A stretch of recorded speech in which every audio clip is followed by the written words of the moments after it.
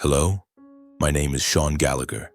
I'm 33 years old, and if you ask me about my life, I'd say it's like a bottle of craft whiskey. Rich, spicy, full of layers of flavors that you only fully appreciate when you savor it slowly, revealing all the complexity inside. I live in Bardstown, Kentucky, a small town known as the bourbon capital of the world, where the air is always faintly scented with the smell of charred oak and the heady yeast from aging barrels. That's where I built my little empire, Gallagher Spirits LLC, with the whiskey brand Aiden's Gold, a name that carries the soul of my grandfather, who taught me that whiskey isn't just a drink, but a story of buried dreams and their resurrection. Let me start from the beginning because everything stems from there. I was born into an Irish immigrant family who came to America hoping for a better life, but in reality it was just long days of hard labor. My father, Cormac Gallagher, was a construction worker with hands calloused from concrete and steel.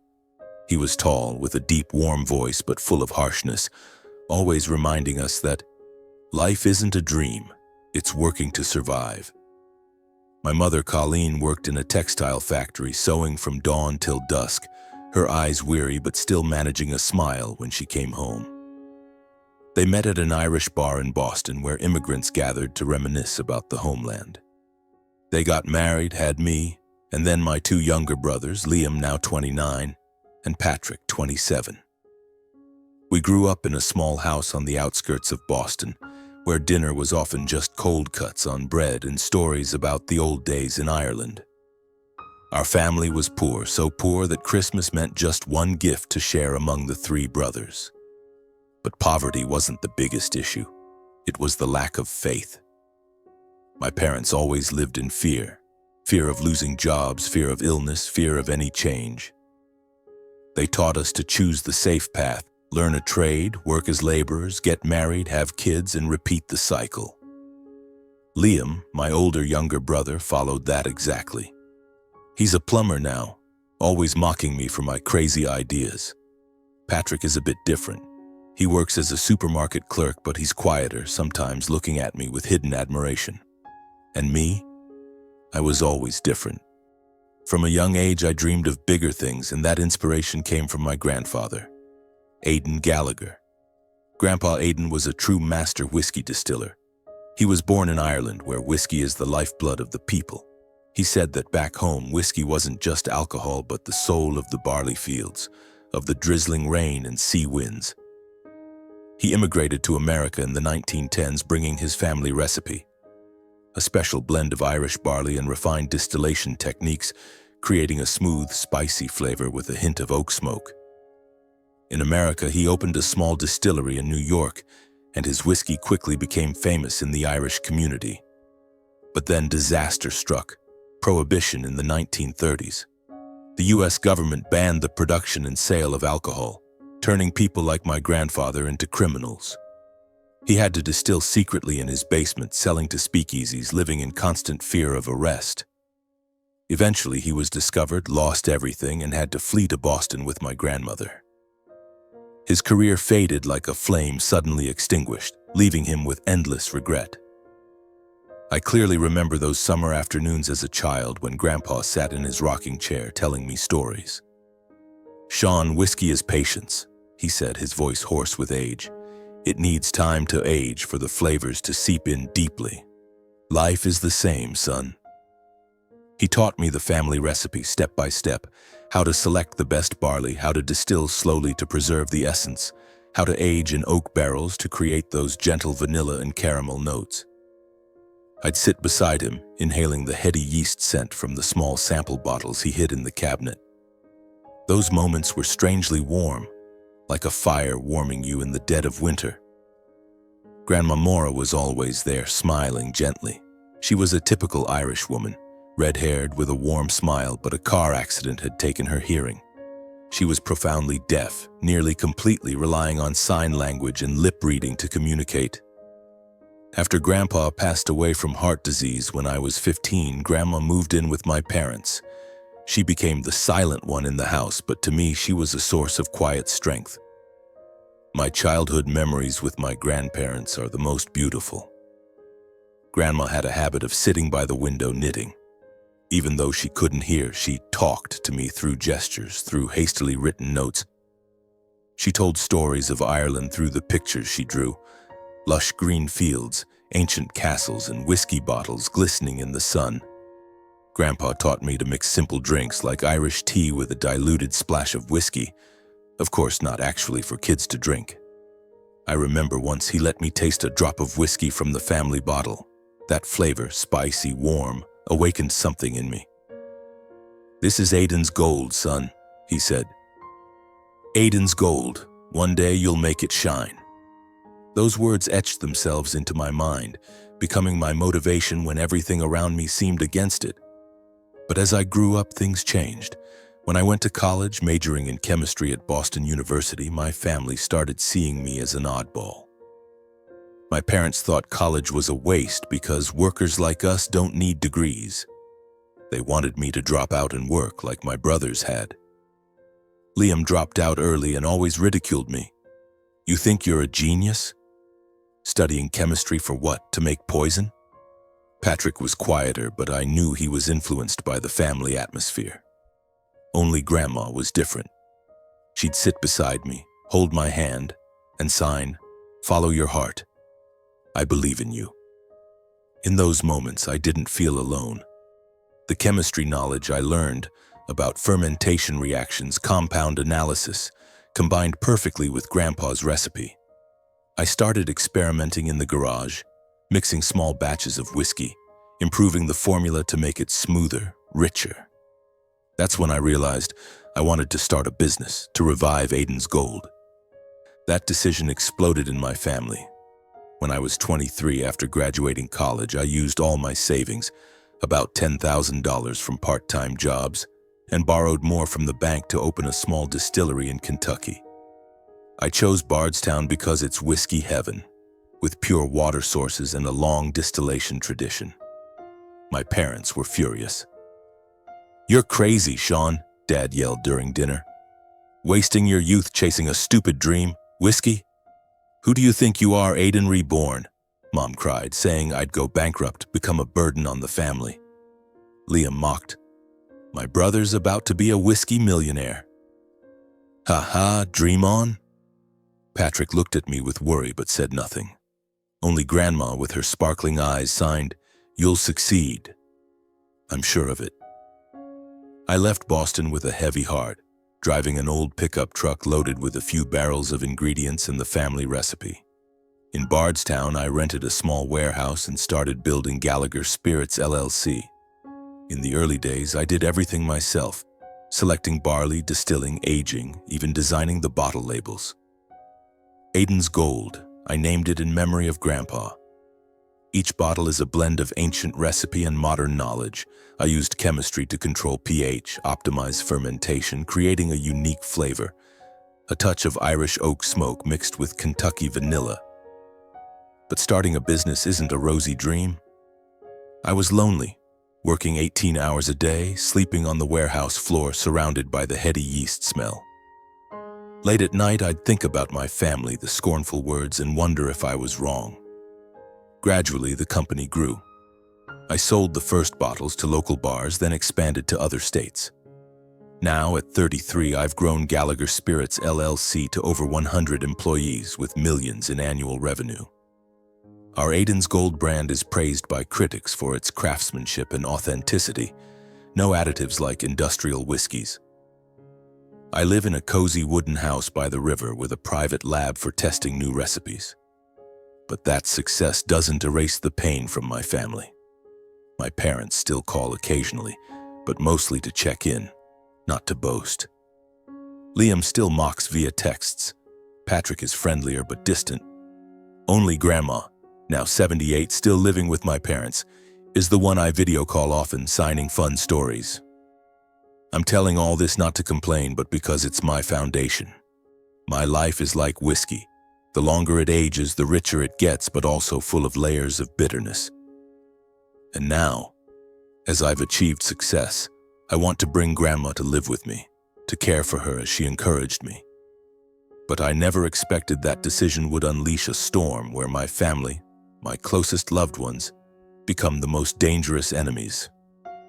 Let me continue because the real story is just beginning. One autumn morning, as I sat at my desk looking out at the Kentucky River sparkling under the sun, Gallagher Spirits LLC was at its peak. We had just signed a distribution contract with a chain of upscale bars in New York, and Aiden's Gold was nominated for the Craft Whiskey Award of the Year. But amid those successes, I felt empty. I thought about my grandmother, the woman who had silently supported me through so many years. She was now 78 years old, living with my parents in Boston, in the cramped house where she had to use sign language to communicate with everyone. My parents were busy with work. Liam was selfish. Patrick tried, but it wasn't enough. She deserved better care, to live in a peaceful place with her beloved grandson. I picked up the phone, took a deep breath, and called Dad. "Sean," Dad Cormac's voice came through, a bit surprised. "It's been a while since you called. How's work?" "Good, Dad. I've been thinking. I want to bring Grandma to live with me in Kentucky. I have a big house, hired help, and I can take better care of her." There was silence for a moment. I heard Mom Colleen whispering something on the other end. Then Dad said, his voice strangely relieved, "Yeah, okay. She's old now. Taking care of her is tiring. If you want to take her, your mom and I agree. It'll lighten the load for the whole family." Lighten the load. Those words stung my heart like needles. Grandma wasn't a burden, she was a treasure. But I swallowed hard, not arguing. "Thanks, Dad. I'll fly to Boston this weekend to pick her up."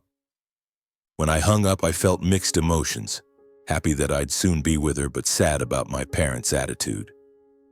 They agreed so quickly, as if she were an item to be handed off. I pushed those thoughts aside and focused on preparations. I fixed up a bedroom for her, with a soft bed, a window overlooking the garden, and a rocking chair just like the one Grandpa used to sit in. I even bought a set of picture books about Ireland for her to look at to remember her homeland. That weekend, I flew to Boston. The family's old house was still the same, musty smell, cluttered furniture. Grandma was sitting in the corner of the room, knitting with tired eyes. When she saw me, she smiled brightly and signed, "My grandson." I hugged her tightly, feeling her frail body. That day, my parents threw a small farewell dinner. Liam and Patrick stopped by too. Upon hearing that Grandma was moving in with me, Liam shook his head. "You're taking her where? Kentucky? She's old. How will she handle it?" Patrick quietly helped me carry the suitcase to the car, looking at me with gratitude. On the flight back to Bardstown, Grandma held my hand the whole way. She signed about old memories, about Grandpa, about whiskey. I told her about the company, about how Aiden's Gold was becoming popular. She nodded proudly, her eyes sparkling. When we arrived home, she stepped inside and inhaled the fresh air. "So beautiful," she signed, pointing to the river outside the window. In the early days, we lived peacefully. I taught her how to use an iPad to watch videos with subtitles, and she taught me ancient Irish dishes. Every evening, we sat by the fireplace. I told her about work, and she listened through signs and lip reading. I felt truly happy, like whiskey that had aged just right, ready to be savored. And then on a cool morning, I decided to take Grandma for a hearing checkup, hoping advanced medicine could somehow improve her hearing. The doctor at the local hospital was a hearing specialist. He examined her thoroughly. "Mrs. Mora has profound hearing loss from the old accident," he said. "But technology has advanced a lot now. She could regain most of her hearing through a cochlear implant." My heart pounded. "Cochlear implant? What's that, doctor?" He explained. "It's a medical device with internal and external parts. The internal part is surgically implanted in the inner ear, connecting to the auditory nerve, bypassing the damaged ear to send sounds directly to the brain.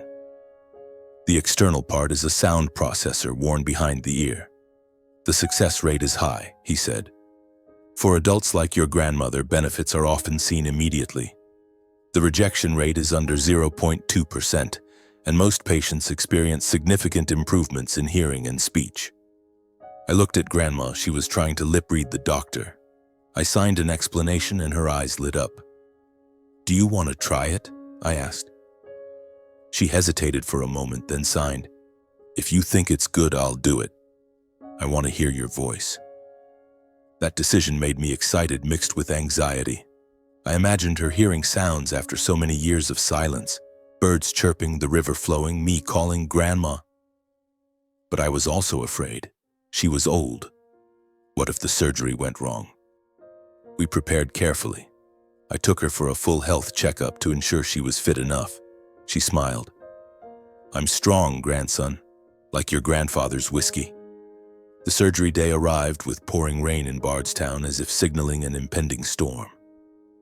I drove her to the hospital, gripping the steering wheel tightly. She signed, "Don't worry, Sean. I'll be fine." In the waiting room, I paced back and forth, my heart beating like a drum. The 2-hour surgery dragged on slowly. Finally, the doctor came out smiling. "The surgery was successful. Your grandmother's awake now, just a bit tired." I rushed into the recovery room and saw her lying there, bandaged around her head. She opened her eyes and signed weakly, "I'm fine." I sat beside her, holding her hand, tears rolling down. "You'll hear, Grandma. You'll hear everything." The following days went smoothly. The incision healed quickly, no infection. I instructed the housekeeper to take extra care of her. Every evening after finishing work at the distillery, I would read books to her even though she couldn't hear yet. Grandma started smiling more, as if waiting for the miracle. 3 weeks later, we returned to the hospital to activate the device. The doctor attached the external part, a small device worn behind the ear connected to the internal part via a magnet. "Ready?" he asked. She nodded. He flipped the switch and the first sound came, a test beep. She startled, her eyes widening. I can hear," she signed, then tried speaking, her voice trembling after years of disuse. "Sean. Grandson." I hugged her, tears streaming down. She could hear my voice, hear laughter, hear the wind. We practiced every day. She learned to distinguish sounds from the doorbell to Irish music. She laughed loudly. "Sounds are so beautiful, Sean, like whiskey bubbling in the pot." I decided to keep this a secret, wanting to surprise the family at Christmas. I imagined their faces, shocked, then joyful. Grandma agreed, and let them be surprised. Then a few weeks before Christmas, Dad called. "Sean, let's all gather this year. Your mom and I invite you and Grandma back to Boston. Liam and Patrick will come too. It's been a while since we had a proper family dinner." I agreed immediately. "Sure, Dad. Grandma and I will come early." I told Grandma the news. She was thrilled. She said, "This time I'll get to hear my sons' and grandsons' voices again." I was just as excited as her. I pictured the scene. Mom, Dad, Liam, and Patrick falling over in surprise when they realized Grandma could hear them speak. It would surely be wonderful. But I didn't know that this invitation was actually a trap, and that Christmas would become a nightmare I'd never forget.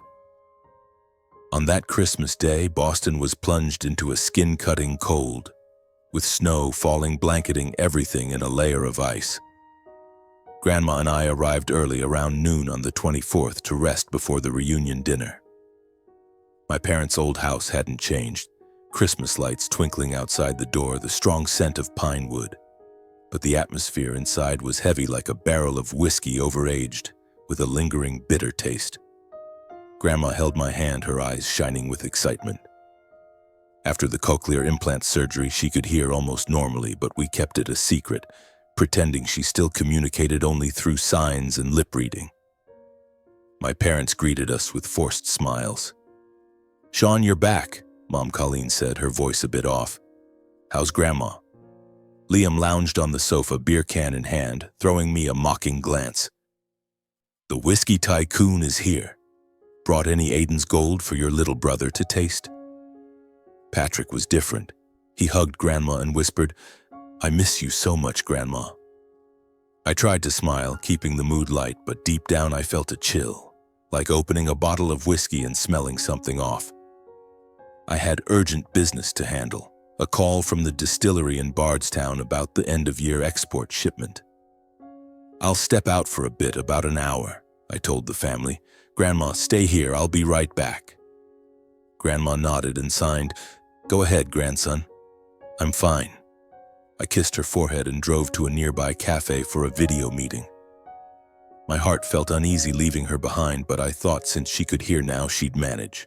I never expected that this short time away would unravel all the secrets.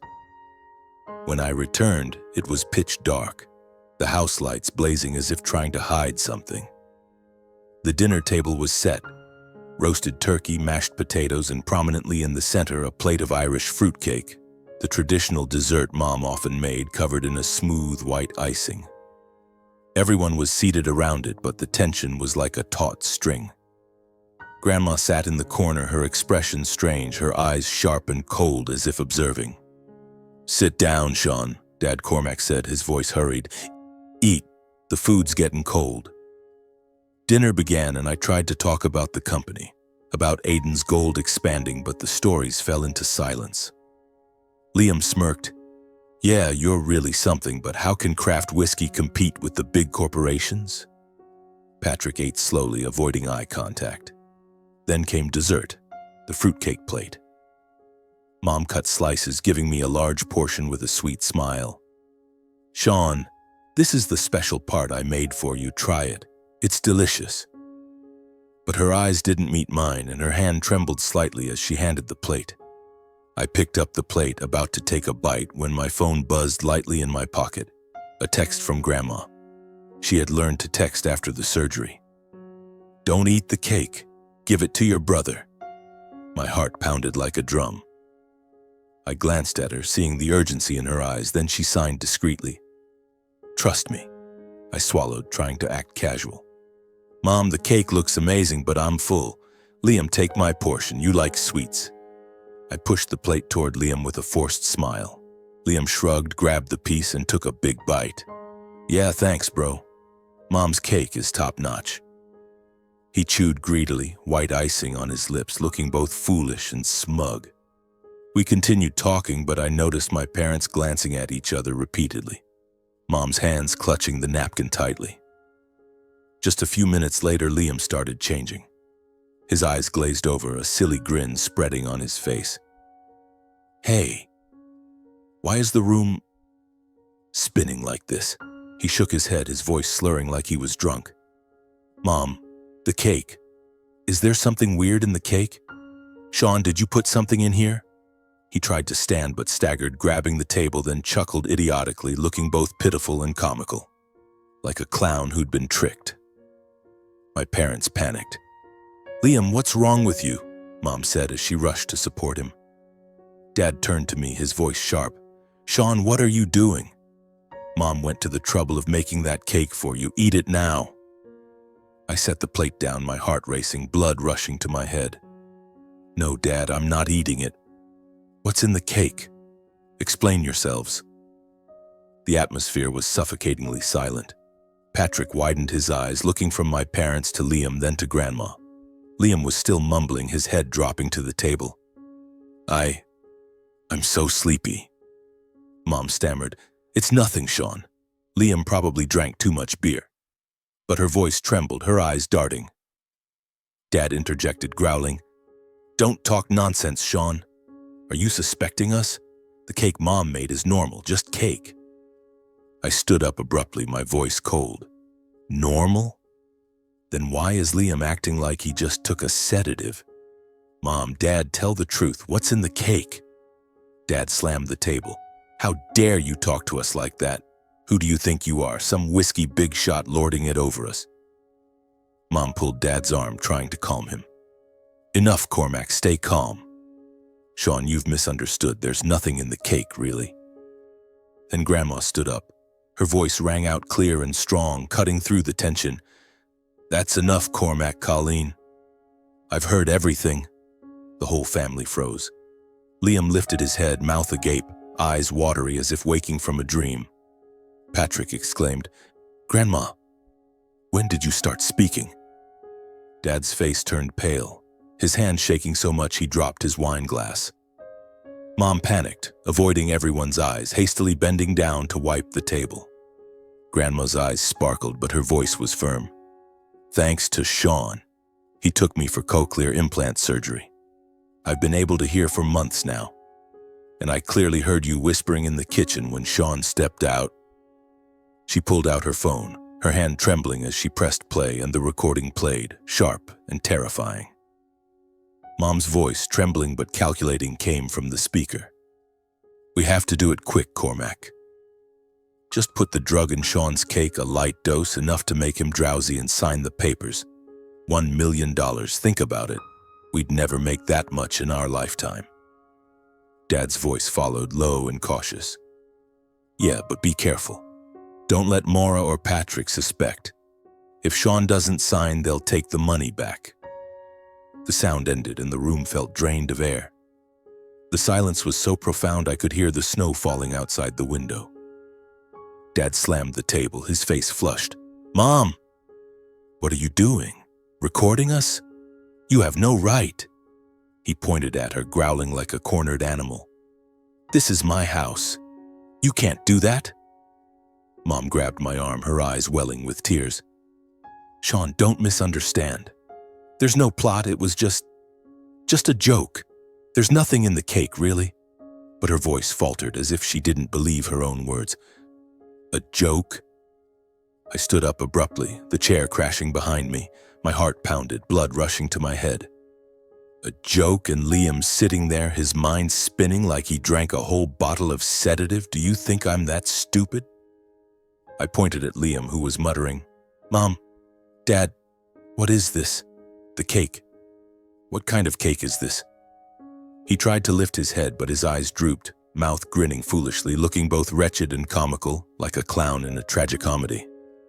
Dad yelled, Don't get high and mighty with us, Sean. Who do you think you are, a whiskey tycoon? We're doing all this for the family, for this house. Do you know how much we've suffered? He panted, his hands clenched as if wanting to punch the air. Mom sobbed, her voice shrill. Sean, you don't understand. We've been poor for too long. We just wanted a chance. They came to us, gave us money, said all you had to do was sign a contract. What contract? I cut in, my voice icy. Tell me, what's in the cake? What contract requires drugging your own son? Grandma raised her hand, signaling silence. Enough, she said, her voice low but sharp. Sean, let me tell you. Your parents were plotting in the kitchen, thinking I couldn't hear. I've been deaf and mute for years, but now I hear every word. Your mom and dad took $1 million from a rival company to force you to sign a contract using their exclusive ingredients. The goal was to destroy Aiden's gold, your grandfather's legacy. She paused, her eyes red as she turned to my parents. You sold out your own son, sold your soul and dignity, all for money. As soon as she finished, Mom burst into tears, kneeling on the floor. I was wrong, Sean. I didn't think it was that serious. They said it was just a business contract, that you'd still make money, just work with them. But she wouldn't look at me, her eyes glued to the floor as if trying to escape. Dad still tried to defend. Sean, you don't understand. They threatened us. If we didn't do it, they'd ruin my job, Liam's. We had no choice. But his voice weakened, as if he realized how flimsy the excuse was. Patrick jumped up, slamming his hand on the table, making the glasses rattle. Enough, Mom, Dad. Sean poured his blood, sweat, and tears into building that company, and what did you do? Sell him out for $1 million? I'm ashamed to be your son. He turned to me, his eyes red as if sharing my burden. I held Grandma's hand, my heart aching like it was being cut by a knife. Mom, Dad, do you think money is more important than your son? Aiden's gold isn't just a company, it's Grandpa's dream, my dream. You wanted to destroy it, destroy me? My voice faltered, not from weakness, but from rage mixed with pain. Grandma hugged me, her voice choked. Let's go, Sean. This isn't home anymore. I led her to the door, Patrick following without looking back. Liam remained seated, his head slumped on the table, muttering, The cake. Mom, why is the cake so spicy? He looked like an abandoned child, both pitiable and blameworthy, but I had no mind left to care. The snow fell heavily as we stepped outside, the wind cutting cold. Christmas, the day of reunion, shattered like a whiskey bottle dropped on the floor, shards scattered everywhere. I drove Grandma to the hotel, my heart heavy. But I knew the storm hadn't stopped. The rivals were waiting, and the real business battle was just beginning. Thinking back, my heart still pounds, both in pain and fury, like a fire that burns eternally. The days following Christmas, I returned to Bardstown with Grandma and Patrick, trying to wash away the memory of that horrific night. But the storm hit faster than I expected, catching me off guard. One morning, I opened my phone to a flood of notifications from employees and partners. A social media post from an anonymous account was spreading like wildfire. Aiden's Gold, craft whiskey or a scam? Unclear ingredient sources, questionable quality. The post included fake images, forged invoices suggesting Gallagher Spirits LLC imported low-quality barley from an unknown supplier. The comments below were a raging inferno. Thought it was craft. Turns out it's junk. Don't buy, it's a scam. My heart pounded, my hands trembling as I read. This wasn't random. It was a calculated attack. I immediately called the marketing team. Trace the source of this post, find out who's behind it, I ordered, trying to keep my voice calm. But deep down, I knew the culprit, the rival my parents mentioned, a notorious industrial liquor conglomerate known for dirty tactics. They didn't just want me to sign a contract, they wanted to destroy Aiden's Gold. Within 3 days, 2 major suppliers pulled out, and Aiden's Gold sales dropped by 20%. I felt like I was standing on a sinking ship, water pouring in while I had only 2 hands to plug the holes. I gathered the team at the distillery, trying to rally them. We've done nothing wrong. This is a dirty move by our competitors. We'll prove Aiden's Gold's quality. But the employees' eyes were filled with worry. A young woman from sales asked, "Boss, if they keep spreading lies, can we survive?" I forced a smile. We'll survive. Our whiskey is real gold, not fake. But that night in the lab, as I tasted a new batch of whiskey, I sensed bitterness, not from the drink, but from the fear of failure. I hired a PR firm to respond. They posted a rebuttal on our website and social media detailing Aiden's Gold's production process. Organic barley from reputable farms, oak barrels sourced from Kentucky and Ireland, handcrafted distillation with a family recipe. I even live-streamed from the distillery, guiding viewers through every step, from grinding barley to aging, to prove our transparency. Some customers supported us, but bad news spreads faster than good. A major distributor in Chicago canceled their contract, saying they didn't want the risk. I sat alone by the river, watching the water flow, wondering if I had the strength to fight this giant. Then one rainy afternoon, the doorbell rang. I opened the door, stunned to see my parents standing there, soaked to the bone, looking haggard.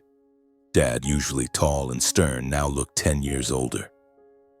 Mom clutched her coat, eyes red. "Sean," she said, her voice hoarse, "we need to talk." I wanted to slam the door, but Grandma stepped out from the living room. "Let them in. Let's hear what they have to say." I gritted my teeth and led them inside. The atmosphere was heavy, like before a storm. Dad sat on the sofa, hands gripping his knees. "We returned the money," he said, his voice trembling.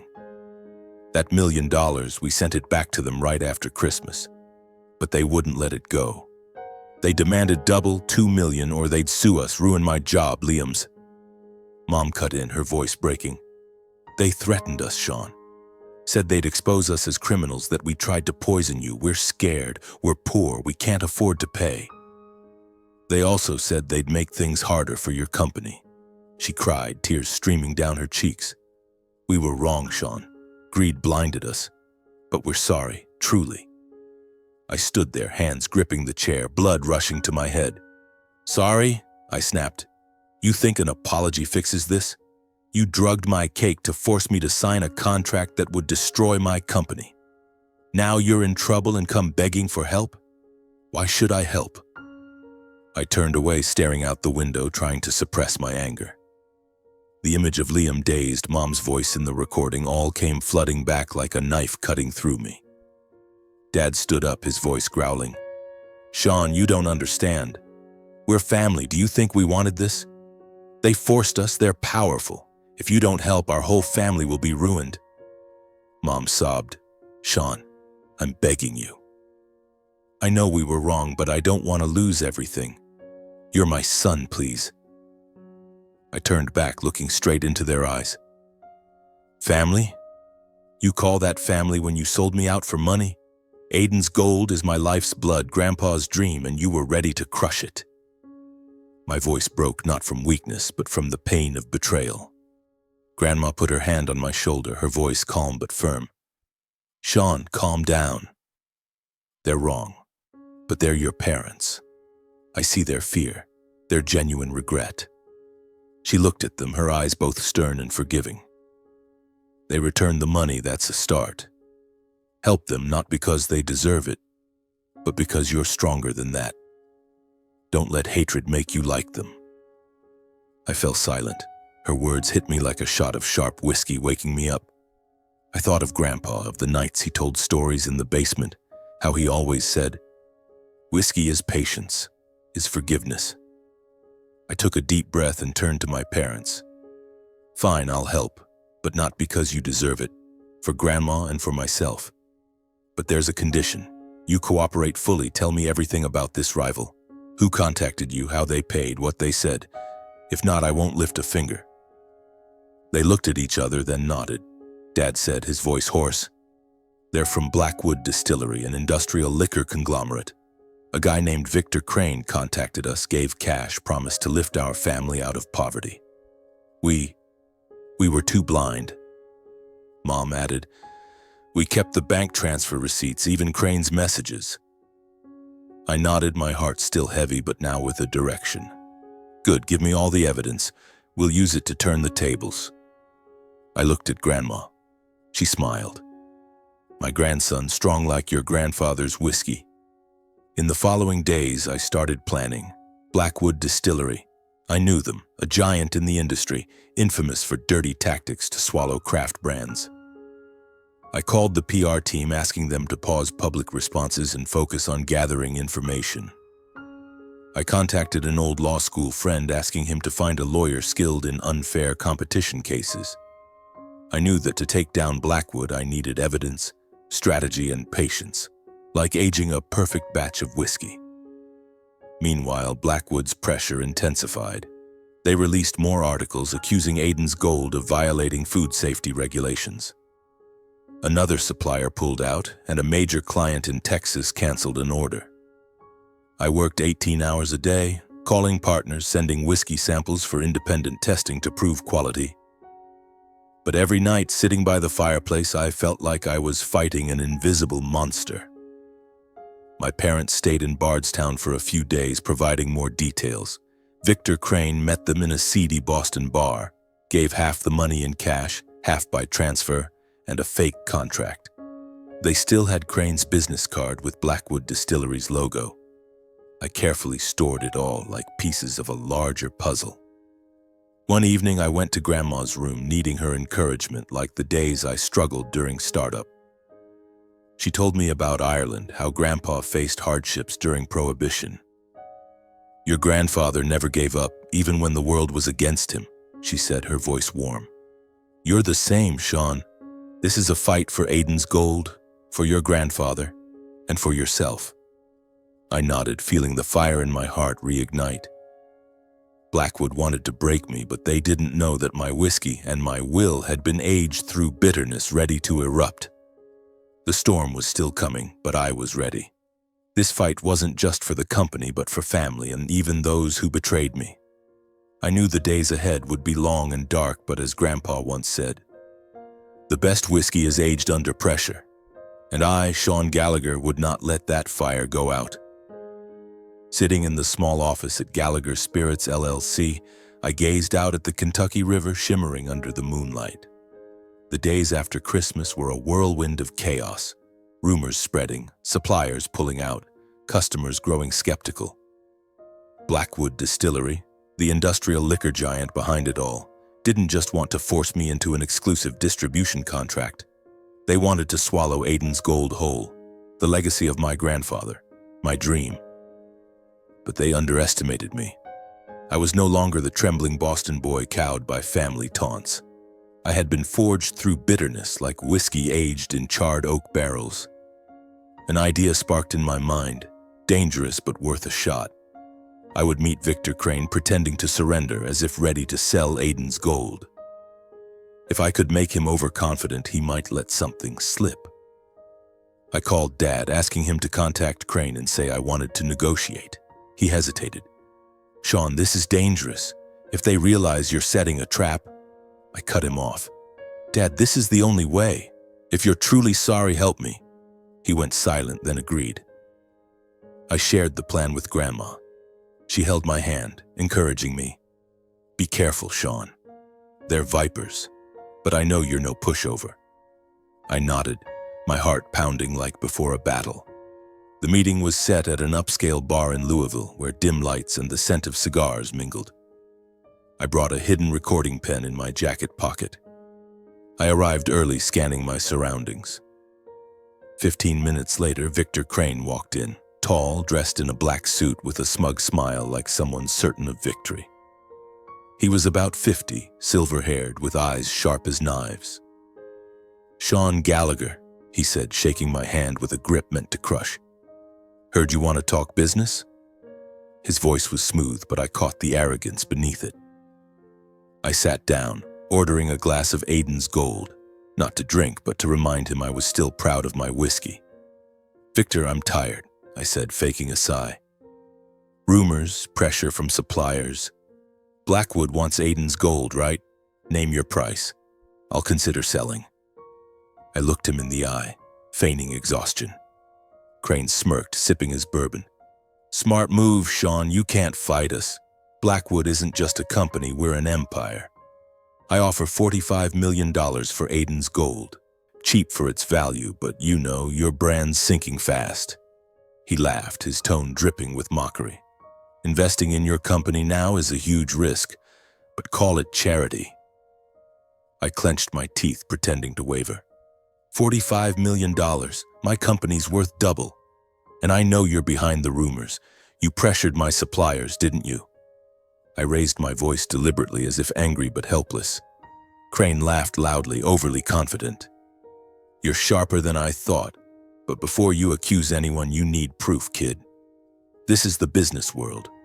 The strong devour the weak. It's only natural." He shrugged, as if talking about the weather. My heart pounded like facing a cunning snake. I pressed the trap further, my voice trembling falsely. "Did you bribe my parents? You're despicable. If I don't sell, what's next? More rumors? Destroy my company until it's bankrupt?" Crane leaned in, his voice lowering, full of menace. "Exactly. We have money, connections. If you don't sign, we'll make Aiden's Gold vanish. Suppliers will ditch you, customers will turn away, and the press will keep digging. You think you're a hero? This isn't Hollywood, Sean." He sneered, then stood, patting my shoulder. "Think it over. $45 million or nothing." I stood, locking eyes with him.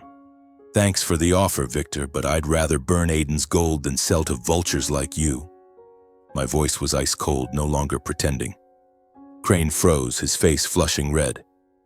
"You'll regret this, Gallagher," he roared, slamming his glass on the table, drawing glances from others in the bar. "Blackwood will crush you." I left the bar, my heart racing but my mind lighter. The pen in my pocket had recorded everything. Crane's admission of bribery, sabotage, and plans to destroy Aiden's Gold. I drove home, hands trembling with excitement. When I walked in, Grandma and Patrick were waiting. "How'd it go?" she asked, voice anxious. I smiled. "We've got the evidence we need." I sent the recording to my friend that night. Melissa, my childhood friend, now a lawyer, and Jack, an upright investigator I always trusted. Melissa listened and nearly shouted over the phone. "Sean, this is gold, a direct admission from Blackwood's representative. We can sue them for bribery, unfair competition, and commercial sabotage." Jack was calmer. "Well done, Sean, but be careful. Blackwood won't sit still when they know you have this." In the following days, I worked tirelessly with Melissa and Jack, preparing the lawsuit. We contacted Maggie and Hank, entrepreneurs who'd gone bankrupt due to Blackwood's dirty games. I convinced them to provide more evidence of Blackwood's past attacks. Maggie, now working at a small bar, agreed to testify. "Sean, I lost everything because of Blackwood," she said, voice choking. "If you can take them down, I'm in." I also prepared a media campaign. I reached out to a reputable journalist at Whiskey Advocate, sending a copy of the recording and Jack's documents. "This isn't just my story," I told the journalist. "It's about how big corporations crush craft whiskey makers." He agreed to write the article, promising to publish at the right moment. The battle wasn't over, but I felt I was gaining the upper hand. Blackwood might be a giant, but I had evidence, allies, and most importantly, the fire my grandfather passed down. The fire of whiskey, patience, and resolve. I knew the final battle was coming soon, and I was ready to protect Aiden's gold at all costs. In the days following my meeting with Victor Crane, I worked like a machine, sleeping no more than 4 hours a night. The Gallagher Spirits LLC distillery in Bardstown became my fortress, where I and my team planned our counterattack.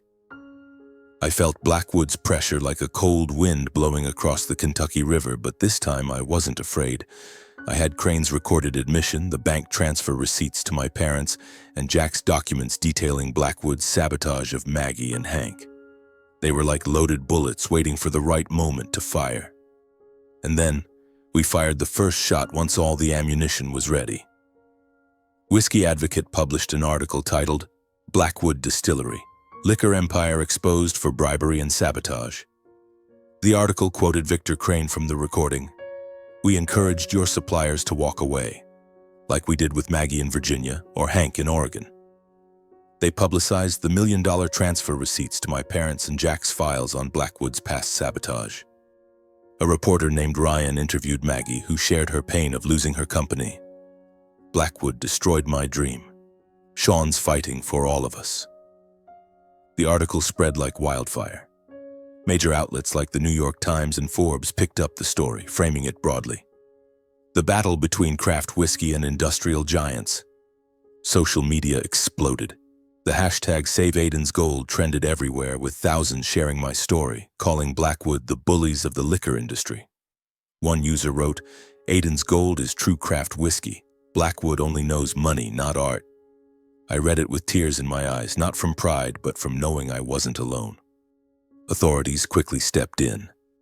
The Federal Trade Commission, FTC, launched an investigation into Blackwood for unfair competition and bribery. Kentucky, where Blackwood had a major plant, suspended their distribution license for review. Blackwood's stock on the New York Stock Exchange plummeted, losing 30% of its value in 3 days. Major distributors, once coerced by Blackwood, reached out to me again. Tom, the barley farm owner, called. "Sean, I'm sorry for doubting you. Your barley is still the best. Shall we continue?" I smiled, my voice catching. "Thanks, Tom. We'll make the finest whiskey yet." My family was kept safe. Jack arranged a private security firm to protect Grandma, my parents, and my brothers. Still, I couldn't help but worry that Blackwood might retaliate. Melissa reassured me. "With the public's eyes and the FTC watching, they won't dare touch you or your family." I felt more at ease, focusing on clearing Aiden's Gold's name. The craft whiskey community rallied behind me like an army. The American Craft Spirits Association, ACSA, organized an event in Louisville inviting me to speak. Before hundreds of producers, I shared Aiden's Gold story about my grandfather, about whiskey crafted with patience. When I mentioned Blackwood, the room erupted in applause. A small producer from Tennessee shook my hand. "Sean, you're an inspiration. We won't let Blackwood win." I returned home that night, sat by the fireplace, and felt the fire in my heart burn brighter than ever. But the most unexpected moment came from my parents. One morning, as I was checking whiskey barrels, my phone rang. It was Mom, her voice trembling. "Sean, we want to see you. Your dad and we want to apologize publicly on the media." I was stunned. "Publicly? Are you sure? Dad cut in. "Sean, we owe you. We were wrong and we want to make it right." They flew to Bardstown, and we met Ryan at a small whiskey advocate studio. The cameras lit up, the atmosphere tense like before a battle. Dad, his face haggard, looked into the camera. "I'm Cormac Gallagher, Sean's father. My wife and I made a grave mistake. We took money from Blackwood Distillery to pressure our son into signing a contract that would ruin his company. Greed blinded us, and we're sorry to Sean, sorry to the craft whiskey community." He paused, his voice choking. "Sean, you're the pride of our family, even if we didn't see it before." Mom, crying, held Dad's hand and faced the camera. "Sean, I'm sorry. I don't deserve to be your mother. You cared for Grandma, built Aiden's Gold from nothing, and we betrayed you. I only hope you can forgive us." I sat there, my heart aching but also relieved. I said nothing, just nodded, but inside I knew I had forgiven them. The interview aired, and the public's response surprised me. Instead of condemning my parents, many expressed sympathy. One comment read, "Every family makes mistakes. Sean forgiving them is admirable." Aiden's Gold received hundreds of new orders from across the US and even Europe. A bar in Ireland emailed, "We want to stock Aiden's Gold. Your whiskey is the true soul of Ireland." Blackwood crumbled. The FTC imposed a $10 million fine, and several major distributors cut ties with them. Victor Crane was fired, and rumors spread that he was under criminal investigation. I began to feel relief as justice was finally served. The battle had calmed for now, but I knew the whiskey industry was always turbulent. And I, Sean Gallagher, was now stronger, ready for any storm that came next. After months of relentless fighting, I could finally take a moment to breathe and relax. Every evening, I took Grandma for a walk by the river. She held my hand. "You've made your grandfather proud, Sean." I smiled, feeling her warmth, like a fire warming the winter cold. After everything settled, I decided to fulfill a long-standing promise to Grandma, to take her back to Ireland, the homeland of my grandparents, where the story of Aiden's Gold began. I booked plane tickets, packed our bags, and one spring morning we set off. Grandma, now 79, was brimming with vitality when the plane landed in Dublin. "Sean, I can hear Ireland," she said, her voice trembling through the cochlear implant as a street vendor sang a folk song. I held her hand, feeling like I was stepping into an old book Grandpa used to tell stories from. We rented a small car and drove through the lush green fields of County Cork, where Grandpa Aiden grew up. I took her to the small village of Glendalough, where he learned to distill whiskey from his father. The family's old house was gone, but Grandma pointed to a path leading to a barley field. "This is where your grandfather stood, smelling the earth and barley," she said, her eyes sparkling. We stood there, breathing in the cool air, listening to the wind rustling through the grass. I pulled out a bottle of Aiden's Gold from my bag, pouring a little into 2 small glasses I'd brought. "To Grandpa," I said, raising my glass. She smiled, clinking hers with mine. "To Aiden, and to you." The trip lasted 2 weeks. We visited famous distilleries like Jameson and Bushmills, where master distillers eyed my Aiden's Gold with curiosity. One of them tasted it, nodding. "You've brought Ireland's soul to America, Sean." I smiled, thinking of Grandpa. He'd be so proud. But the most meaningful moment was when I took Grandma to the cliffs of Moher. She stood there, silver hair blowing in the wind, listening to the waves crashing against the rocks. "I never thought I'd hear this sound again," she said, tears streaming down her face. I hugged her, feeling her warmth like an eternal flame. During the trip, I received messages from my parents. After their public apology in the media, they tried to stay in touch more often, sending family photos and asking about Grandma and me. Once, Mom called via video while we were at a small pub in Galway. "Sean, I miss you," she said, her voice choking. "We're trying to make things right. Will you come visit?" I looked at Grandma, who nodded slightly, signing. "They're family, Sean. Don't close the door completely." I took a deep breath and replied, "I'll visit, Mom." My relationship with my parents slowly improved, but I learned to keep my distance. I didn't want them to take advantage of my forgiveness, to repeat the mistake of that Christmas. Liam, after recovering from his daze from the cake, texted an apology. I was an idiot. I didn't know about Mom and Dad's plan. I replied briefly, "It's okay, Liam. Start over." Patrick was different. He stayed in Bardstown, working at my distillery, becoming my right-hand man. "Sean, I want to learn to make whiskey," he said once, his eyes shining. I smiled, patting his shoulder. "Be patient. Like aging whiskey." Back in Bardstown, I sat in my office, looking at the bottle of Aiden's Gold on my desk. I thought about my journey, from the boy mocked by his family in Boston to the man standing tall against both enemies and kin. The battle with Blackwood taught me more than any classroom ever could. I wrote down those thoughts, like a life philosophy, to remind myself and share with others fighting for their dreams. The first lesson I learned is that belief and perseverance are an entrepreneur's greatest assets. When the world turns its back, family mocking, rivals attacking, customers doubting, belief in yourself is the fire that keeps you standing. For me, it was belief in Grandpa's recipe, in the vanilla and oak smoke flavor of Aiden's Gold. Despite Blackwood's rumors, despite suppliers abandoning me, I didn't give up because I knew my whiskey was true gold.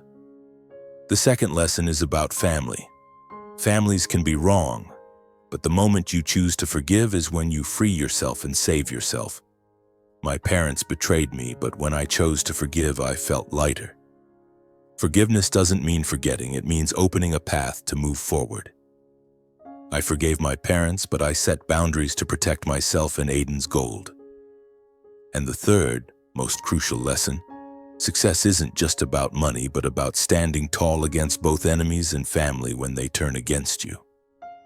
Blackwood had money and power, but they didn't have my fire. My parents once sided with the enemy, but I didn't fall. My success is seeing Aiden's Gold on shelves in Ireland, hearing Grandma listen to the waves at the cliffs of Moher, watching Patrick stand beside me in the distillery learning to craft whiskey. Those are victories greater than any bank account balance. I stood up, opened the bottle of Aiden's Gold, and poured a small glass. I took a sip, feeling the sharp warmth slide down my throat, carrying the essence of barley, oak, and Grandpa's dream. Outside, the Kentucky River shimmered under the moonlight, reminding me that every storm passes. Aiden's Gold isn't just whiskey. It's my story, my family's story of scars and triumphs. And I, Sean Gallagher, will keep aging it with all the patience and fire in my heart.